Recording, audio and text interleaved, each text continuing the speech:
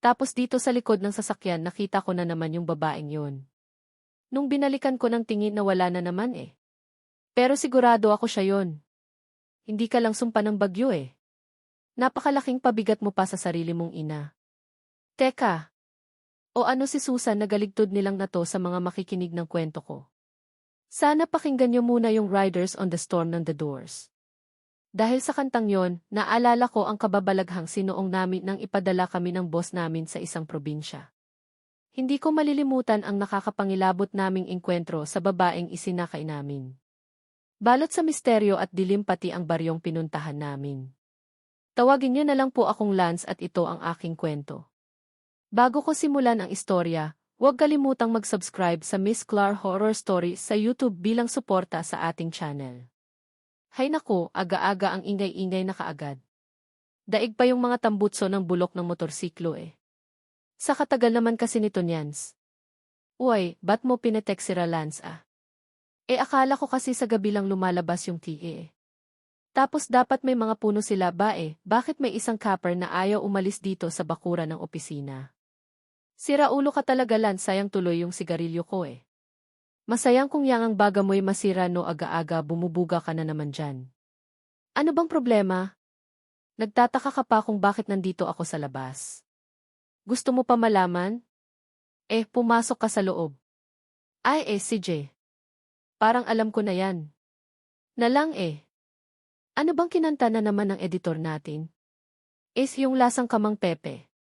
Ayon puputok na yung liated sa galit. Nangingitim na nga sa sama ng loob Kaya lumabas na lang ako bago ko pa mahampas ng makinilya. Yun si Maam Pebe talaga no, ano ba kasing nangyari doon? Mag-iisang buwan na mula nung pinadala siya down sa opisina natin na kayo, ano ba naman kayo? Saan ba nagsisisulputay mga utak nyo? May ulo kayo pero saan nyo ba ginagamit yan? Hanapin nyo nga sa ilalim ng mga mesa nyo yan o baka nasa basurahan. Hoy Nindo, hiyang-hiya naman ang opisina sa laki ng bunganga mo. Ipinapa-edit ko sa'yo. Ano? Baka mauna pang matapos yung Marshall kaysa sa artikulong yan ha.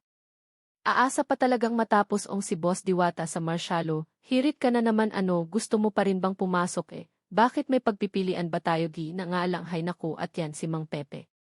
Hanggang ngayon ba wala pa rin kinakausap kahit sino sa inyo ni isang telegrama, wala talaga. Wala man lang tinawagan. Pinacheck ko lang naman yung opisina na sinalanta ng bagyo doon. Aba, parang nagpakasal na yata daon sa bagyo. Ano? Wala bang isang sasagot sa inyo? Aba. Maganda talaga ang umaga kasi nakita kita. Pero gusto mong malaman kung paano pa mas gaganda? Paano po boss? Kung aalis ka sa harapan ko pero iiwan mo muna yung artikulo mo ha. Buwisit ka at hindi ba't dikit na dikit ka kay Maam Pepe? Hindi na ba babalik yung ulupong na yon? Sabihin mo sa kanya mag-abiso man lang siya para mapadalhan ko ng ano yan. Uy, parang may paalmusal si Lance Tumahik ka. Wala naman laman yung utak mo kundi pagkain. At nasan na yung mga sulat na pinapagawa ko sa'yo ha? Hindi ba't sinabi ko na sa'yo Borlak? Sulatan mo yung opisina ni Wala naman po silang sagot sa atin Sabi po ng sekretarya, balikan ko daw po. Tapos magkape daw muna po kami. Ano? Anong magkakape? At nagawa mo ng makipagladnyan si sekretarya talaga sa lagay ng batok mong nangingitim. Seryoso ka? Boss Wata, ito po yung ano bang laman ng kahon na yan? Boss, ito po kasi yung paketing galing po doon. Nga. Nakikita ko nga ang pakete. Pero kanino nga galing? Galing po daon sa munisipo. Daon po sa pinuntahan ni Maam Pepe. Ano ba't hindi mo sinabi kaagad? Sige buksan mo na. Baka si Maam Pepe na mismo yung nasa loob niyan ha. Hoy Borls, tumabi ka nga. Ang napakalaki mo. Dahil sa napakalakas na bagyo ay bumagsak ang opisina naming itinayo pa lang sa isang probinsya. Kaya nagpadala ang boss namin ng isang tao para alamin ang sitwasyon doon. Ang kaso halos isang buwan na hindi pa rin siya bumabalik. Kaya galit na galit ang boss namin. Hanggang isang package ang dumating sa amin at akala namin yun na ang sasagot sa nangyari sa kasama namin. Pero dahil sa package na yon, lalo lang lumalim ang pagtataka naming lahat. Tape. O muna o. Unahin natin yung tape. Isa lang mo nga yung Borlak na may magawa ka namang matino dito. Bilisan mo. Oh. Ito na po. Ape-play ko na po, boss. Mabigat, mabigat. Huwag. O si Mang Pepe to ah. Ano yun? Sandali nga. Lakasan nga natin. Puro hangin lang yung naririnig ko eh. Pero sobra naman to, parang nasa loob lang yung boses eh. Pero ang lakas lang talaga ng hangin tapos parang may kung ano pang ewan. Sige nga lakasan mo pa. Hay naku. Si Pepe talaga parang ni-record lang yan yung tunog ng inidoro eh. Tapos akala mo naghihingalo pa. Lakasin nyo pa nga. Huwag. Tulong. Sa voice recording ni Pepe, napakalakas ng hangin. Parang may naglalagabugan sa kinalalagyan niya. Pero kahit malabo ang boses niya dahil sa unos, iba ang kutob ko. Parang dumadaing siya, nahihirapan at humihingi ng tulong. Matanda na si Pepe pero napakalaki niyang tao. Kaya kung may nakikipagbunuman sa kanya, ay nakakapagtakang ganun ang tunog niya. Habang nagpapatuloy kami sa pakikinig, nagkatinginan na lang kaming lahat sa mga sumunod naming narinig. Ano ba naman yan si Maam Pepe? Wala naman tayong mapapala dyan eh. Mukha lang naman sinikmura yun tapos napatoma habang bumabagyo. Pero boss teka lang po. Parang may isa pang tunog eh. Meron pong kakaiba. Hindi. Huwag. Ayoko na. Tutulo. Hag. Ayoko na. Oh, teka. Ano yun? Teka nga. Iatras ko lang ng konti. Hindi. Huwag. Ayoko na. Tutulong. Huwag. Ayoko na. Teka. Boses talaga ni Maam Pepe yun. At saka meron talagang kakaibang tunog. Sus, ibang tunog hangin lang yun no. Sobrang lakas ng hangin ba? Hangin yun nakabaluktot lang yung tunog. At saka alam nyo wala naman laman yung tape na yan kundi kalokohan. Tigilan nyo na nga yan. Wala tayong mapapala dyan. Nakatunga nga lang tayong lahat dito kayo dyan gumalagulong na kayo. 1-0 na. Pero teka lang boss. Iisa na lang. Iatras ko lang ulit tapos iisa na lang talaga. Sinasabi ko sa'yo Borla. Baka kapag natapos mo yan oras na ng merienda. Hindi. Huwag. Ayoko na. Tutulong. Huwag. Ayoko na.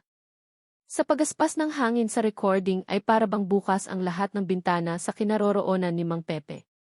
Pero ang nakakapagtaka sa amin yung daya at yung iba pang tunog na sumisingit.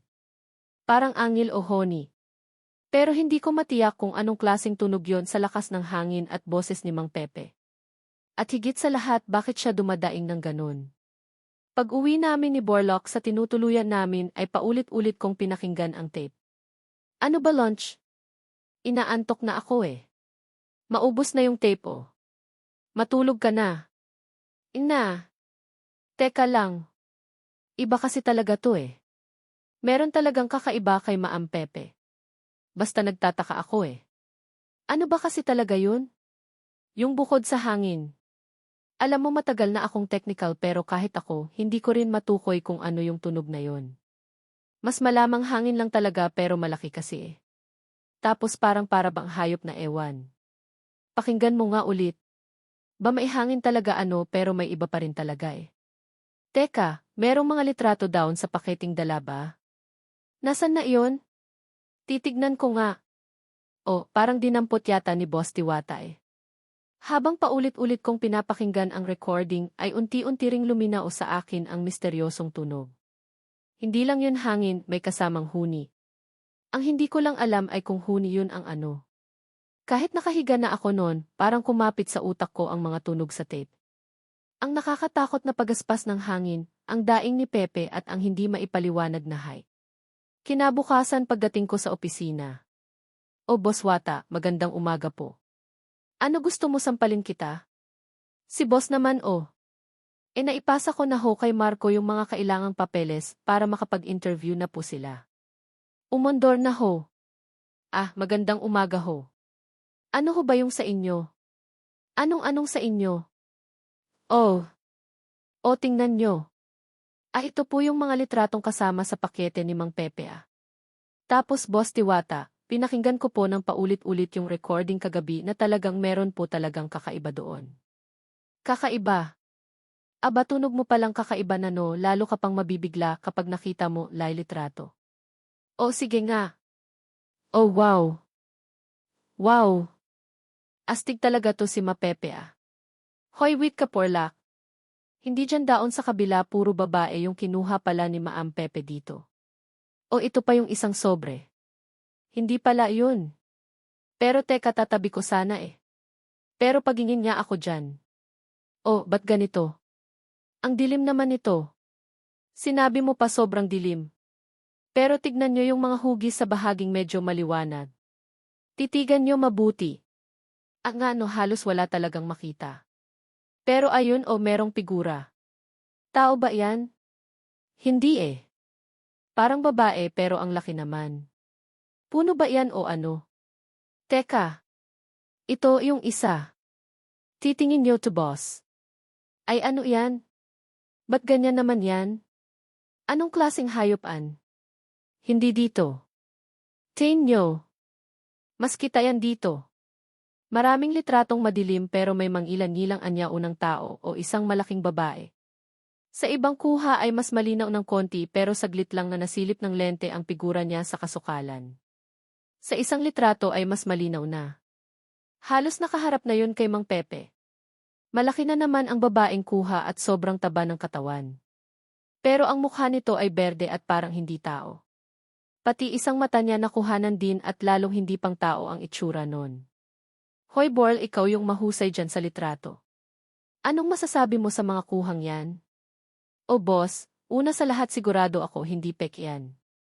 Pero kung ano talaga yung nakuha ni Maam Pepe, hindi ko talaga alam. Hindi ko alam kung hayop ba yan o ano. Basta malinaw totoong mga figuri na nasa litrato na yon. Tao ba talaga yun, Borlock? Baka naman kakaibang hayop lang daon sa lugar na yon.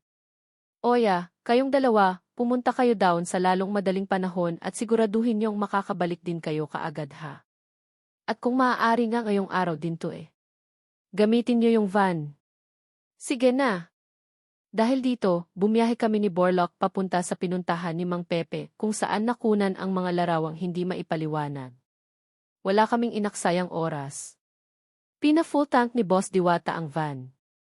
Binigyan kami ng malaking allowance at ipinadala na rin sa amin ang pinakamagandang kamera sa opisina. Borl, sa totoo lang iba talaga yung kutob ko sa pupuntahan natin eh.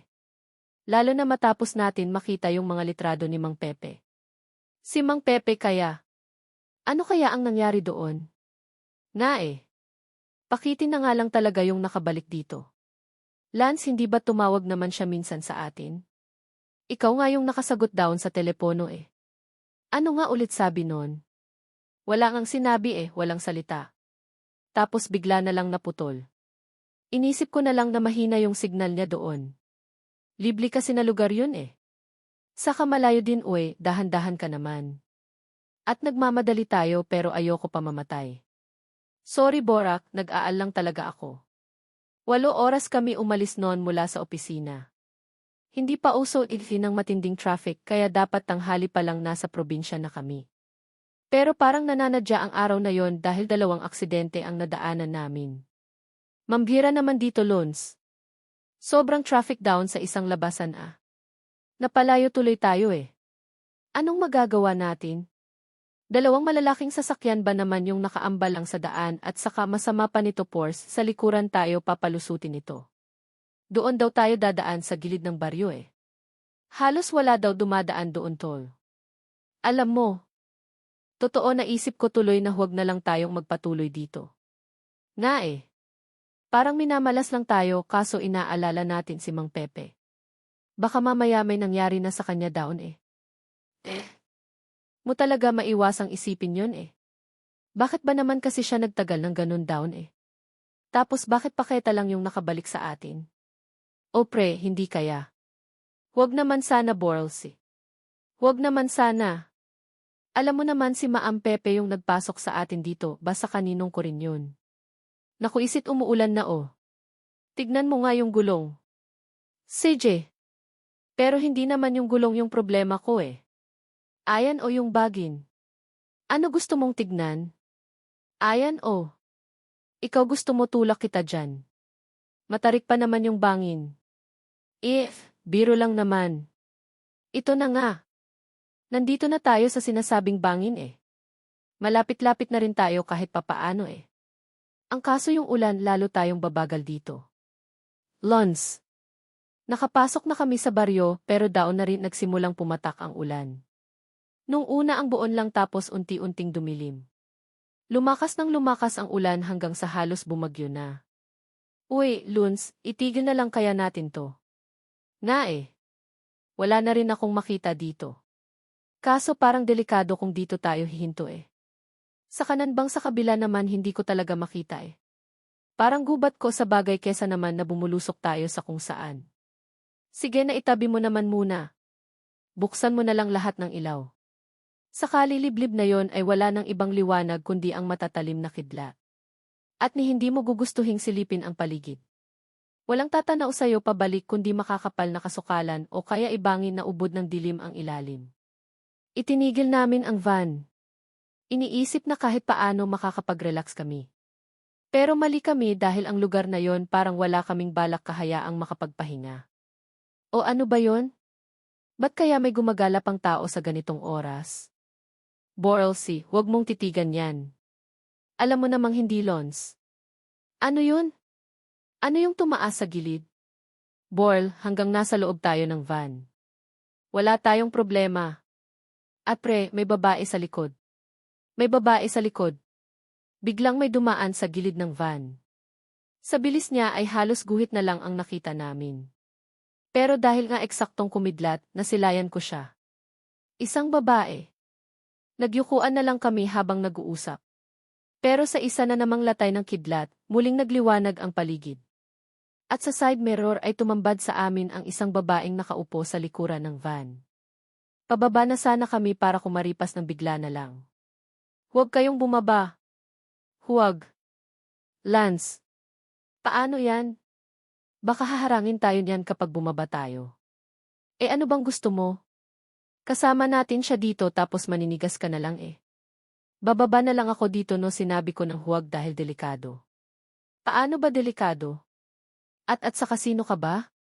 Bakit ka ba nandito sa sasakyan namin? Miss.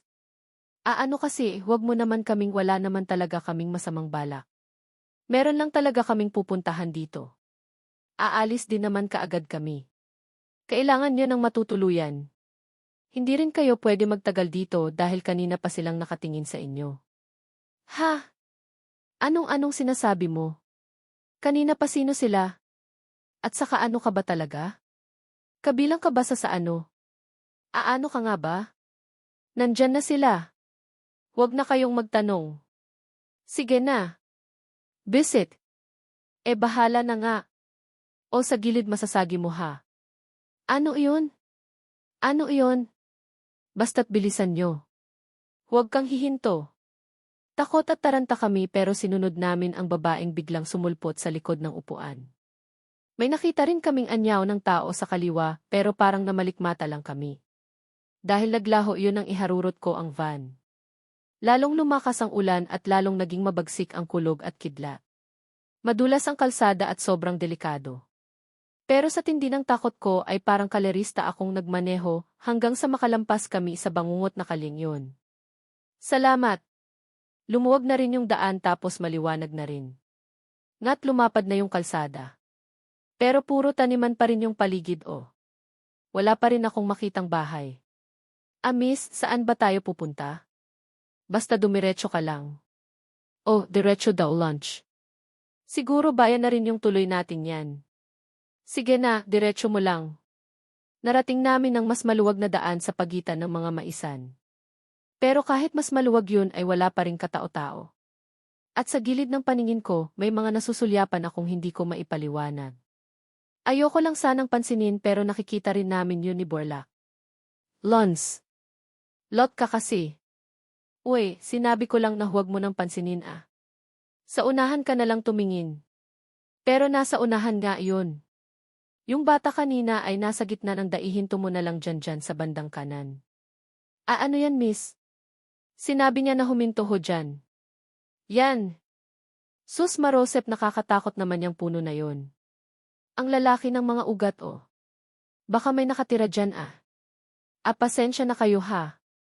Kailangan ko lang umihi. Sige, hintayin ka namin. Mag-ingat ka ha. Talagang sinabihan mo pa mag-ingat. Pagbaba niya ay sabay namin siyang sinundan ng tingin. Pero bigla na lang siyang nawala. Kaya kahit nag-aalangan ay bumaba kami at sinilip ang paligid. Wala kaming nakita kundi malawak at madilim na taniman at isang kakaibang punong parang nakatitig sa amin. Luns, di wala na talaga. Wala na talaga yung babaeng yan oh. Di tara na. Tumuli na tayo. Base sa king ate ni boss tama naman yung direksyon natin. Pero didediretso pa tayo ah. Siguro hindi na natin dapat hanapin yung babae. Umabante na kami at parang walang katapusan ang daan sa gitna ng mga taniman. Pagliko namin pa kanan. Ilang saglit lang ang lumipas ay napatingin kami ni Borlock sa isa't isa dahil nga sa nakita namin. Lo! Kabigin mo drit, buyit. Muntik na natin masagasaan yun ah. Ano ba yun? Sir, maawa kayo. Isakay nyo naman ako. Kailangan nyo akong pasakayin. Sige na, pasakayin nyo naman na ako. Dit mo na. Huwag mo na papasukin yan. Puntahan na lang natin yung bakay natin. Sige na. Ano? Nakakaawa naman. Borlock. Sige, buksan mo na lang yung pinto sa likod. Sige na. Laman. Mamaya kung ano na naman yun eh. Kung kanina daon sa babae walang nangyari sa atin. Baka ngayon meron dito. Parang. Aawaan nyo na. Pasakayin nyo na ako. Mamamatay ako dito. Sige na. Maawa kayo dito sa batang dala ko. Sige na, Borl. Sige na. Pasakayin na natin.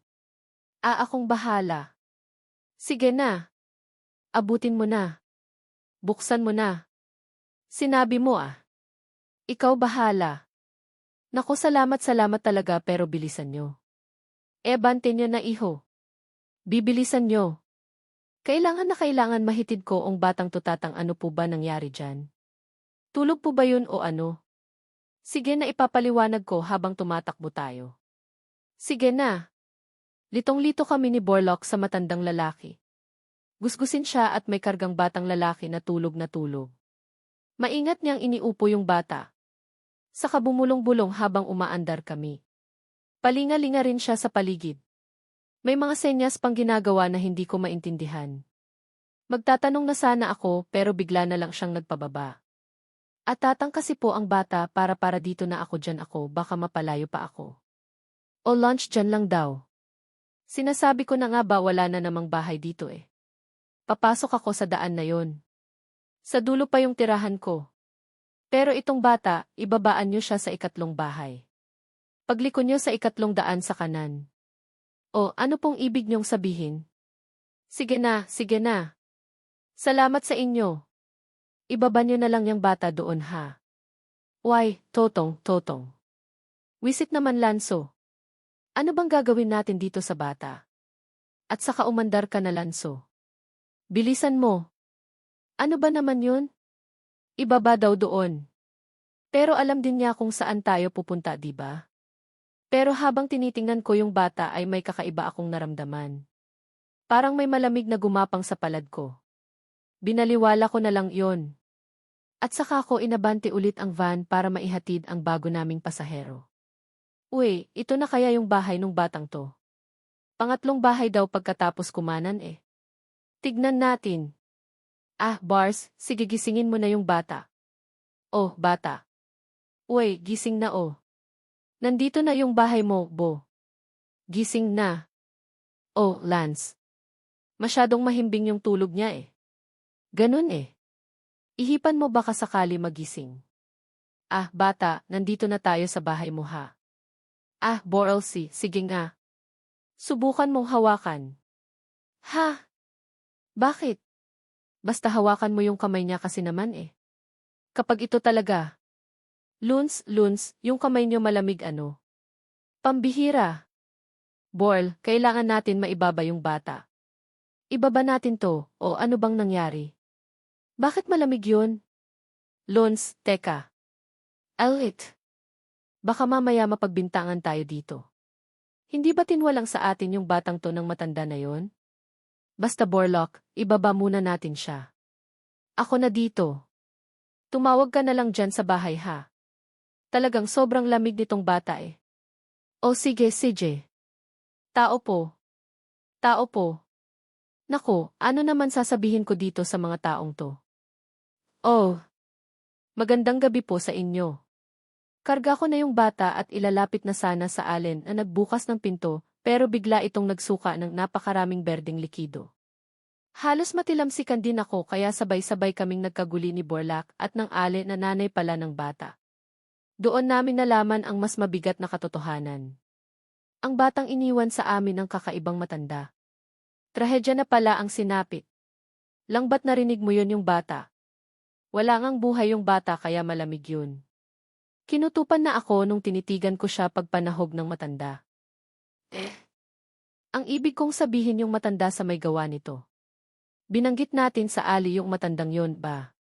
Wala man lang siyang reaksyon tapos parang alam talaga nila kung anong nangyari doon. Binamungot daw. Ewan ko. Ewan ko. Borlak. Hindi ko na talaga maintindihan ang baryong to si Maam Pepe na lang yung sundan natin dito. Hindi ko na alam ang mararamdaman ko. Nakapagsakay kami ng batang patay na pala at hindi normal ang lagay ng katawan niya. Mas lalo kaming nanig nang sumuka siya ng napakaraming berdeng likido. Nakakapagtaka rin ang halos walang reaksyon ng nanay niya. Pero kahit sobrang balisa na kami, itinuloy pa rin namin ang paghahanap kay Mang Pepe kasabay ng muling pagbuhos ng ulan. Pambihira, umuulan na naman. Oh. Pero hindi tayo hihinto dito. Babagalan ko na lang ha. Pero ano, ayos ka pa ba dyan? Hala, ayos pa naman ako. Ano lang naman nagsakay lang tayo ng babaeng sumusalpot tapos biglang nawawala. Tapos nagsakay lang tayo ng matanda kanina na may kargang bata kaso wala na palang buhay. Naman. Ayos na ayos lang talaga ako. Ano kaya meron sa baryong to? At saka alam mo Borl, nakita ko na naman yung babae. Hala saan mo naman nakita? Nung binaba ko yung bata habang kumakatok ka daon sa bahay. Tapos dito sa likod ng sasakyan, nakita ko na naman yung babaeng yun. Nung binalikan ko ng tingin, nawala na naman Pero sigurado ako siya yun. Tapos ayun na nga biglang sumuka yung bata. Grabe nangingilabot ako. Ano ba naman to? Nagpatuloy lang kami sa biyahe.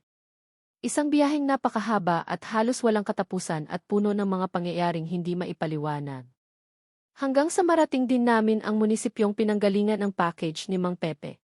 Kaya lang 11 na ng gabi noon at wala na kaming napagtanungan. Kainis sa hinabahaba ng biyahe at sa dami ng nangyari. Ito tayo Bokya. Grabe talaga. Maghahating gabi na tayo nakarating Bukas na lang natin balikan yan. Hala! Anong babalikan? Ibig mong sabihin magpapalipas tayo ng gabi dito Anong gusto mo? Bumalik pa tayo do wait na ako no sa dami ng lintik na nangyari dito Siyempre ayoko na ring magpalipas ng gabi dito. Kaso pagod na talaga ako kainis. Sige na nga maghanap na lang tayo ng matutuluyan dito. Grabe biyahe na naman Wala tayong magagawa. Borl, inikot nga namin ang sasakyan at naghanap kami ng matutuluyan. Ang problema, walang matuluyang bahay, panuluyan o kahit anong tulugan sa baryo. Lalo pang lumakas ang ulan at nagsisimula na ring bumaha sa mga kalsada. Hay nako, napakaswerte talaga natin pati yung gasolina maubos na din o ano Borl paano kaya to? Yung nakita ko lang gas station nandun pa sa bung ng baryo Naku wala na to, wala na talagang pag-asadit. Siguro maghanap muna tayo ng medyo maliwanag na lugar at saka yung siguradong hindi ka agad babain doon natin iparada ang sasakyan dito tayo magpalipas ng gabi Ganun na nga lang. Wala na tayong magagawa talaga. Sa totoo lang halos wala ng kalyeng hindi binabaha sa baryong iyon. Namatay na rin lahat ng ilaw sa poste. Malamang pinatay na ang kuryente dahil sa tindi ng ulan, kulog at kidlat. Oh, ito na ba yung sinasabi mong pinakamaganda nating pwesto? Wow! Ang liwanag ah. Nakakasilaw eh. Wala eh. Pero kitang-kita naman tayo dito. Wala talaga eh. Nilamon na ng dilim ontibaryong to eh. Siguro Borlock salitaan na lang tayo ng tulog para kahit papaano meron nagbabantay. Sige pero ako muna yung unang matutulog. Amo ah. Kung tutuusin mas ako nga yung nangangailangan ng pahingi eh. Kaso naduwag ka na naman eh. Gusto mo pagulat mo. Umaga na. Sige na. Matulog ka na nga lang daon sa likod. Ako lang bahala dito. Ayos. Makukakapagpahinga ka rin naman paggising ko eh. Hirap na hirap akong labanan ang antok dahil delikadong pareho kaming makatulog sa gang lugar. Lalo't patuloy pang tumataas ang tubig baha.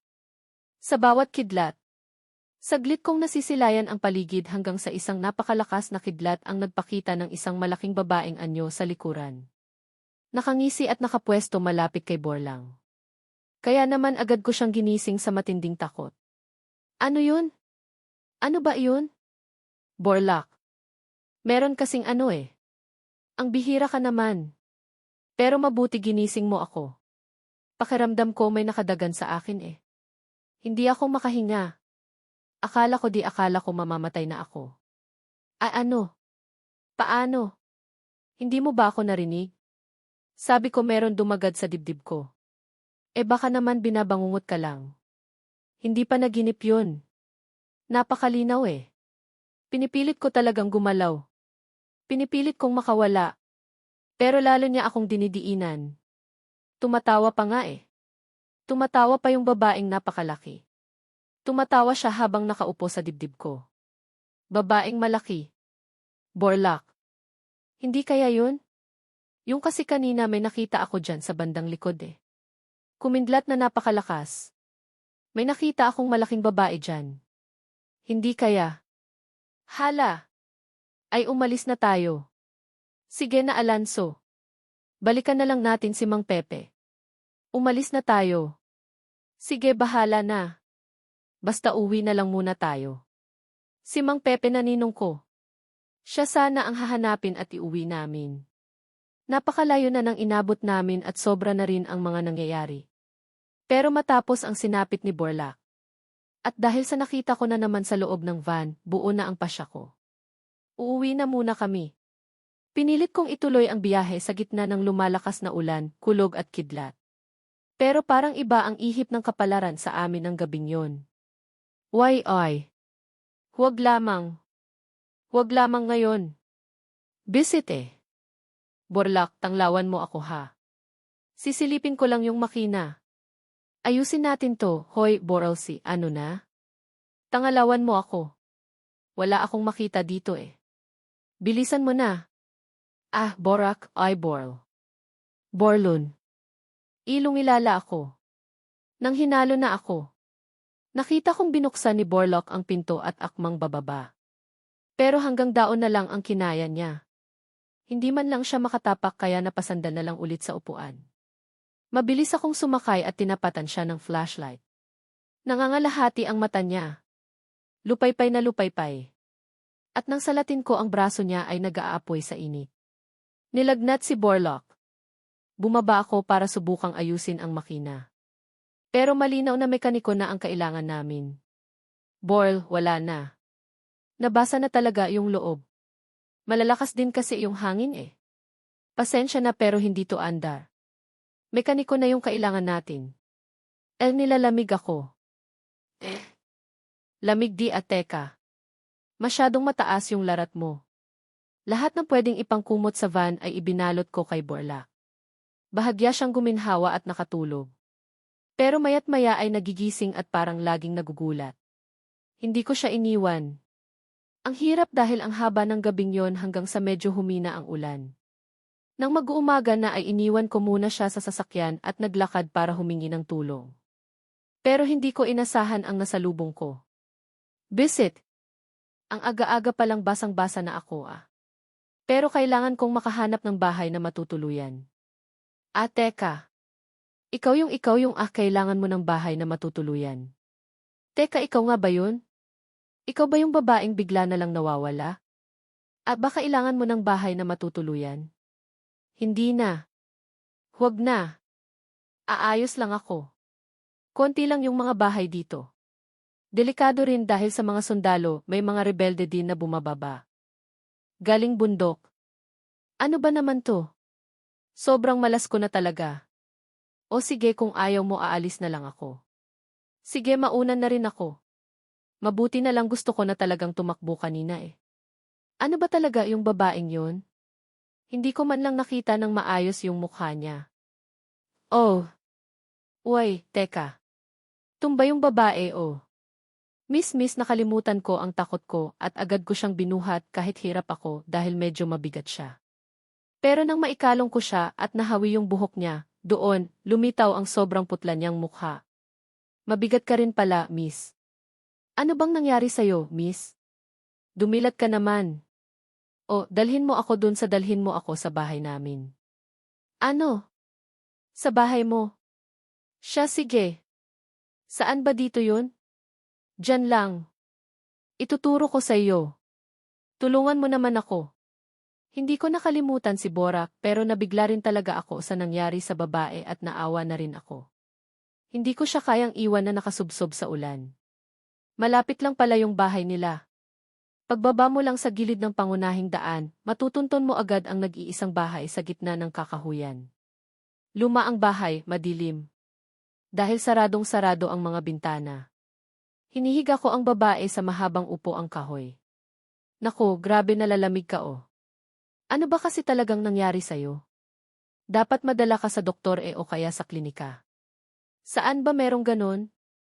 Wala, dito. At saka aayos lang naman ako eh. Pasensya na kasi alam kong iniwan ko yung kasama mo. Siguro pwede ka nang bumalik sa kanya. Pero nanginginig ka pa oh. At saka meron ka bang kasama dito? Mila. Mila. Ano ba Mila? Nanang nandyan na po. Sandali lang po. Aray ko. Teka lang. Sino yun? Nanay mo. Teka. Aalayan na kita. Huwag. Hindi pwede nang. Nandyan na po ako. Nanginginig pa rin ang tuhod ng babae at halatang hilo pa rin siya. Pero dali-dali pa rin siyang umakyat sa ikalawang palapag para puntahan yung babaeng sumigaw. Mabagal ang akyat niya kaya lalo pang nagsisigaw ang babae sa taas. Nakita ko pang nagbabagsakan ang kung ano-anong gamit at may ilan pang nalaglag hanggang sa pwesto ko. Grabe naman. Nanay niya ba talaga yon? Naganda hulog-hulog tuloy yung mga nakasabit sa ateka, anoong nasa sahig. Kakaiba to ah. Kwentas kaya to ni bakit ba napakakupad mong babae ka? Wala ka nang ang silbi, hindi ka pa maaasahan. Nasaan na yung sabaw ng gulay? Kasi hindi ko po kasi natuog ka talaga, wala kang silbi ba't kanino ko pang ipinapagawa sa'yo yung mga gulay ni hindi ka pa pala nakakalabas, inuna mo na namang humilata, salot ka na nga dito sa baryo. Wala ka pang silbi. Hindi ka lang sumpa ng baryo eh. Napakalaking pabigat mo pa sa sarili mong ina. Tama na po din. At saka isa pa, may narinig akong lalaki doon sa baba. Sino na namang inaakit mo? Napakakapag talaga ng mukha mo. Huwag ka nang umasa ha. Walang maaawa sa'yo. Walang maglalaan ng kahit ano para sa'yo. Ako lang. Tandaan mo, ako lang. Kaya bumaba ka na dyan at paalisin mo yung damuho na yan. Huwag na huwag mong iisipin na may magkaka-interest sa'yo dahil kahit iharap mo pa yung katawan mo, walang magkaka-interest sa'yo dahil kasusuklaman ka lang. Kaya palayasin mo na yan ha. Ako lang ang pwedeng tumingin sa'yo. Opo na. Opo. Ibang klase. Totoo ba yung naririnig ko? Parang pelikula lang to ah. Hoy babaeng bangungot. Lumabas ka dito. Papatayin kita. May nababato pa. Warak yung padil nila oh. Muntik lang ako doon ah. Anak ko pasensya ka na. Tinamaan ka ba? Nagulat ako sa'yo. Hindi naman. Pero ano bang nangyayari? Sino ba iyon? Ano si tinamaan ka? Lumabas ka dito babaeng bangungot. Ano? Ako bang papasok dyan at kakalad ka rin kita palabas? Pasintabi na lang kay Nana Guring ha. Pero pagdurusahin kita sa ginawa mo sa kapatid ko. Wala naman talaga akong balak makialam. Ang totoo gusto ko na lang umalis at balikan si Borlak. Pero nagulantang ako nang pumutukang noo ng dalaga sa batong pumasok sa loob ng bahay. Umiyak siya at napaupo na lang. At doon na ako hindi nakapagpigil. Nakadampot ako ng maso malapit sa pinto saka ako lumabas. Pasensya na talaga kay Nanguring. Pero magkakawasak-wasak talaga ang bahay nyo kapag ka hindi kahoy ano ka ba? Kontrabida sa pelikula. Napakalaki mong tao tapos kumabang bato ka sa babaeng.